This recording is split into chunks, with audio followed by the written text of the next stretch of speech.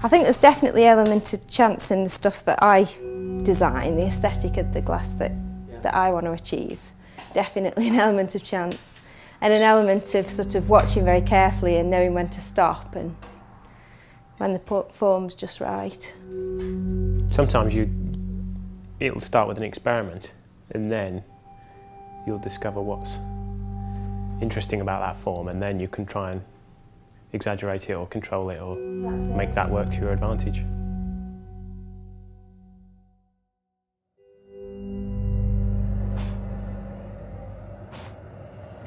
Well, we live and work in a converted Methodist chapel that we bought about 10 years ago. It was in a pretty dilapidated state, and we managed to get planning permission to convert the front part to the workshop and the back part into a studio flat.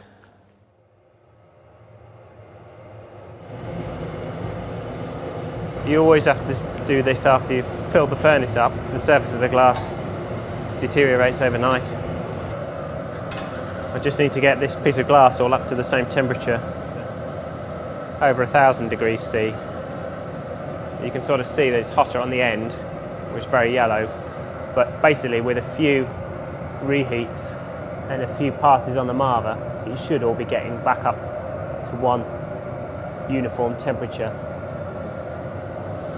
You just get a feel for it after a few years. You know when it's the right shape and the right temperature to move on to the next stage. I suppose through watching him make glass, I had formed a great understanding of the material as well. He taught me an enormous amount about how to work with glass. He taught me how to develop my basic skill set that I've got. I can often get carried away with just trying to try out a technique, and then through talking it through with you, we can usually develop it into something that turns out to be an attractive piece, attractive object. Right, I've got that nice and hot and runny, and then I need to stick that on there with a good contact. Thanks. Then we can start to draw it out. Dom's blowing on the end that's getting too thin to cool it down. Where the heat is, it draws thinner than where it's colder. And he wants a nice even thickness across the length of the cane. I think I felt a bit fed up with the whole commercial side of things, and that's why now we try and make more time for making unusual pieces and not worry about whether we sell them or not. That's been a conscious decision in the last sort of 2 years really, hasn't it?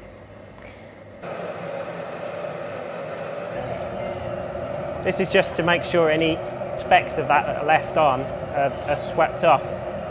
I mean, if there are any there, it's just the mark of the maker.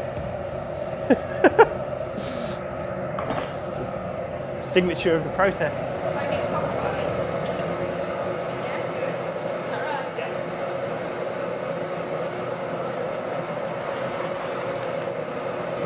Pull a bit.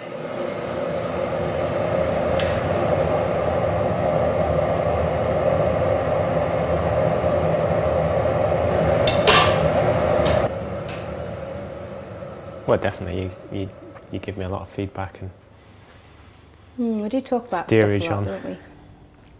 the aesthetic side of. I'll perhaps start in a similar way, experimenting, but more with a technique or something that's interested me, and then you'll have a conversation with me and discuss. I think I'm crucial in it. Hours spent helping. Oh, definitely. Doing donkey work. Yeah, there's no doubt in that. I really like glass. I like the way it behaves. I like it the way it moves, and it has its. I think it's unusual in that it's got its own form in a way. I do understand the material quite well. I think. I feel like it's the material that I think in. just from working with it and around it for so long, really.